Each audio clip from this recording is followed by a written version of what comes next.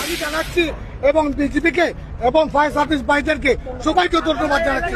সর্বোচ্চ সহযোগিতা সাথে সাথে বিজিবি যারা আমরা পার্শ্ববর্তী দেখা যে ক্যাম্প আছে সাথে সাথে তারা জাপিয়া পড়িয়া আমরা এলাকাবাসী আমরা বিজিবি দেরকে ধন্যবাদ দিই। তারা যেভাবে ভূমিকা রাখছে এই ভূমিকায় আমরা অত্র এলাকায় বাঁচাই গেছে তারা। আলহামদুলিল্লাহ তার প্রচেষ্টা বিডিআর এবং ফায়ার সার্ভিসের প্রচেষ্টায় আস্তে আস্তে আগুনগুলা